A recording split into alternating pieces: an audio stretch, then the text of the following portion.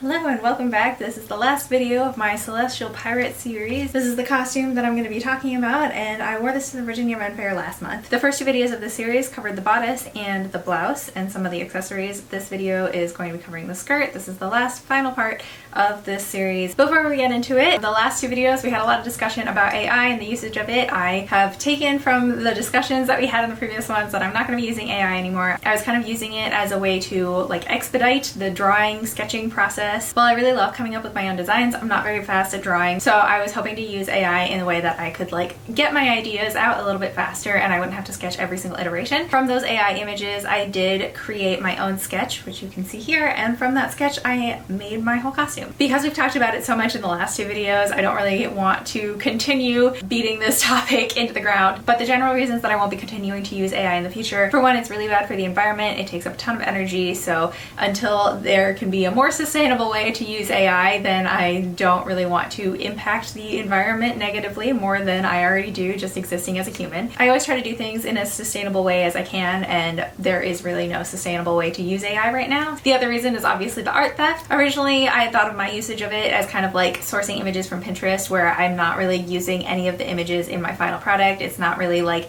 I am explicitly copying any one thing. It's just kind of like an aggregation of different ideas. However, a lot of people brought up in the comments that the general basis of AI was made to scrape the internet so that companies could not have to pay artists for their work. And by using AI image engines, it does kind of help teach these big corporations AI generators so that they are more effective at stealing art. I did want to say really quickly, I got some comments saying why would I pay for an image generator when I could pay to commission artists instead? The one that I was using was free, so I was not paying anybody. I do collaborate with different artists. One of my friends, Sunset Dragon, is an illustrator. She makes really great work. We do collab together, and I have made her designs in the past. You can check out some of those videos here in the description. I had not planned on paying anybody to commission a design. I was creating the design myself. It was just faster for me to not have to sit there and render every single one. I'm just gonna be sitting there and rendering images from now on with my own hands by sketching things. So maybe someday there will be a faster way for me to do it, but we're just gonna go old-fashioned for now. But with all that aside, this group kind of started as a little idea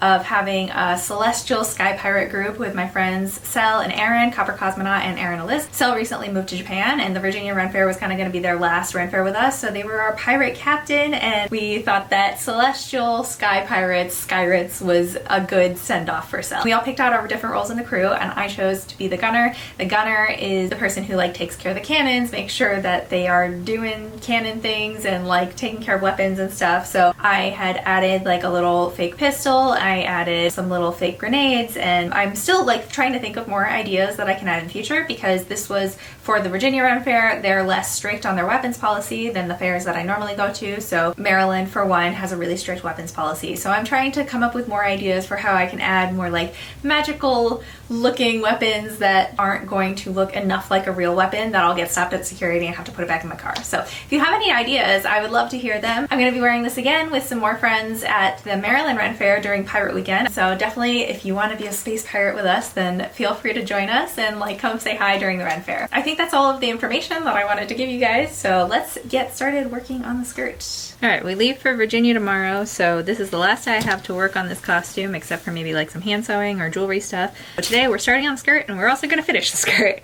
So I'm basing the whole skirt off of this little skirt that I have from Hot Topic. It looks kind of like a handkerchief skirt. It's got a layer of lace, it's got a layer of mesh, and then it's got the normal skirt layer there. And then it's got this cute little lace-up detail on the front. So for the base layer, I'm going to be using this fabric, which is a blue stretch velvet with all this glittery stuff on it. It is a little bit loud for what I want. Oh my god, Honeybee also sleeps on this fabric, so it's got cat hair all over it. But yeah, so this is going to be our bottom layer. And then I think the middle layer will be this layer of mesh. This mesh will tone down the blue and gold of this a little bit, so it'll be a little bit less really in your face. The very top layer, I think I'm gonna go with this blue jersey that I've got. I really did want to do a more transparent layer for the top, but I don't have anything that resembles this kind of lace mesh kind of texture except for this black one, and I wanted it to be more of a blue skirt than a black skirt, so I think I'm going to use this as the top layer. So it'll end up being kind of like this with the layers, this at the bottom and then this mesh guy here, and then this blue guy on top. I traced out the pattern for this skirt onto a bunch of paper. If you don't know how to do that, I've got some videos on how to trace out patterns from existing pieces of clothing, so that's what I've got there. All of these are stretch fabrics or a mesh. They shouldn't need to be hemmed at all, so that should speed up the process quite a bit. The only thing that I'm concerned about, I think I might want to line this guy. If I make the waistband out of this, it's going to be really stretchy and it's not going to hold as taut, and it's also kind of see-through, so I think I will be lining this in a woven, so that will have to be finished properly. I think the rest of them I can just leave the hems raw because they are all stretch fabric and they're not going to fray. So let's get cutting.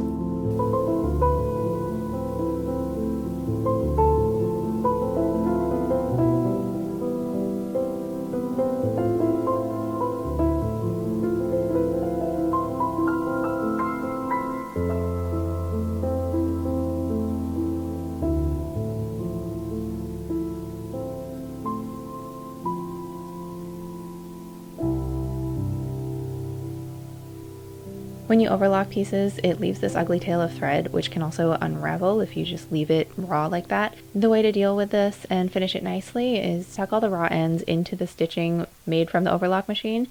So what I like to do is stick a tapestry needle in backwards, so like the part that the thread goes into is going backwards into the thing, and then you can thread the overlock tail into it and then just pull it right through, and it makes it all really neat and clean.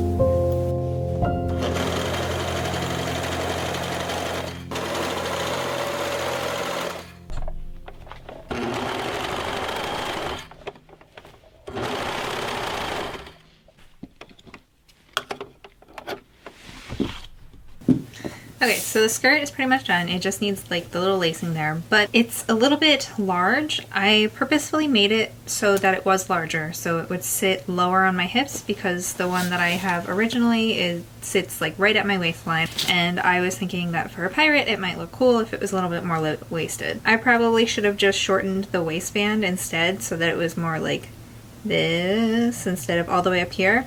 So I'm gonna stick some little thread loops on the side seams so that I can thread a ribbon through and tie it so it's tight and up by my waist again. I tried. I also definitely had some trouble with these corners. They're not as nice as they should be. I'm leaving tomorrow, so gotta get this done. I think that that was a choice on their part, putting those ribbons there. Probably the sewing is not the neatest on the Hot Topic skirt either, so we're just gonna copy what they did and stick some ribbons there, and it'll be cute. I also have some coins that Micah's been drilling holes into for me, so I'll stick those on the bows as well so it is more piratey looking.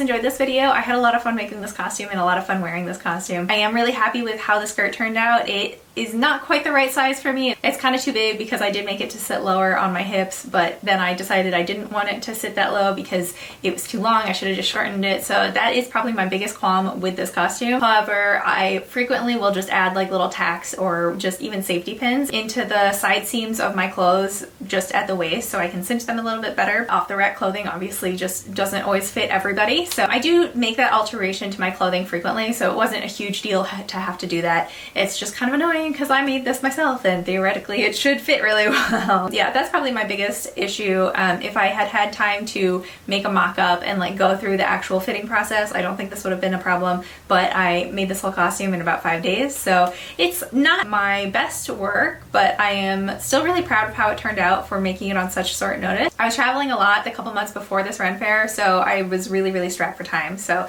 I think that it turned out really well for how much time I had. I'm really happy with how all the fabrics worked out together. I was not sure they would work out together, but again, I didn't really have time to like do a bunch of tests. I just cut it and hoped that it would look good, and it did. I didn't really like the jersey of the waistband and like the top layer of the skirt originally, but then I added a bunch of stars to it and I think that really helped. So if you don't like how your thing looks, try gluing some stuff to it or beading it, I guess is the moral of that story. There's not really much that I have to say about this because I think that aside from the fit issues, the whole thing turned out really well. I think it was a really smart thing for past Minji to just pick fabrics that did not have to be hemmed. That worked out really well for me so that I didn't have to spend an extra like hour or so hemming everything. I was able to just cut it and leave it raw because they were all stretch fabrics. I really like how the glitter layer looks under the mesh and how much of it was peeking out from the mesh. I think that looks cool. I'm happy with how all the stars look on the top jersey layer. I think the little corset lace-up detailing at the very front was really cute.